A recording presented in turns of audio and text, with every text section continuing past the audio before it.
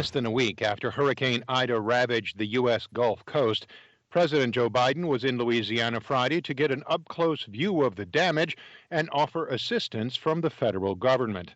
We get more from AP's Ed Donahue. Uprooted trees and blue tarps covering shredded houses could be seen as Air Force One was landing. I promise we're going to have your backs till this gets done. The president heard from people like Jacqueline Hotard, the president of St. John the Baptist Parish. Our immediate needs are power, water, communications, and financial assistance. The president wants to see the rebuilding hold up when the next big storm hits. It seems to me we can save a whole lot of money and a whole lot of pain for our constituents if we build it back in a better way. Deputies are warning people returning to areas outside New Orleans to come equipped like survivalists because of the lack of basic services. I'm Ed Donahue. President Joe Biden has directed the declassification of certain documents related to the September 11th, 2001 terrorist attacks. AP's Mike Gracia has more. The executive order issued Friday directs the Justice Department and other executive branch agencies to begin the process to declassify certain documents about the run-up to the 9/11 attacks. The order is a significant victory for victims' families in their years-long battle with the government over what information could be made public. Last month, many relatives, survivors, and first responders said they didn't want President Biden to participate in 9/11 memorial events if the documents remain classified. The Biden order requires declassified documents to be released over the next 6 months. Mike Gracia, Washington. Celebratory gunfire erupted in Kabul Friday as rumors circulated that the Taliban had captured the Panjshir Valley, the last holdout against a Taliban sweep of Afghanistan. Afghanistan's popular Tolo TV carried a message from former Vice President Amrullah Saleh, who said the fighting had been intense and that fighters on both sides had died. Saleh said that he was still in the Panjshir Valley and added that he would stay to defend it. The Panjshir Valley was being defended by Saleh and Ahmad Massoud, the British-educated son of Ahmad Shah Massoud, who was killed in a suicide bombing 2 days before the 9/11 attacks on the United States in 2001. The UN Refugee Agency said Friday a major humanitarian crisis is looming in Afghanistan amid ongoing uncertainty about the situation for vulnerable Afghans seeking shelter across the country's borders. Speaking from Pakistan at a virtual briefing held in Geneva Friday, UNHCR spokesperson Barbar Balak said the reality is the displacement crisis is inside Afghanistan, with more than 600,000 Afghans displaced this year. In an appeal to the world not to turn its attention away or focus from Afghanistan, he warned this cannot become a humanitarian catastrophe. If you look at the displacement numbers, 80% are women and children. And we know, Afghanistan is a landlocked country. If support, if trade is not going in through there, we could be facing a major crisis. Balak's appeal follows the UNHCR's repeated call on Tuesday for Afghanistan's neighboring states to keep their borders open to those fleeing Afghanistan. Former Roman Catholic Cardinal Theodore McCarrick, who was expelled from the priesthood for sexual abuse, appeared at an arraignment hearing in Dedham, Massachusetts, on charges he sexually assaulted a 16-year-old boy during a wedding reception nearly 50 years ago. AP correspondent Alana Durkin-Richer reports. McCarrick's court appearance was short. He did not say anything during the appearance today. The court entered a not guilty plea on his behalf and set bail at $5,000, ordered him to stay away from the victim and have no contact with minors. They set another court appearance for October 28th. McCarrick's attorneys didn't have any comment today besides to say that they're looking forward to addressing the allegations in the courtroom. That's AP's Alana Durkin-Richer.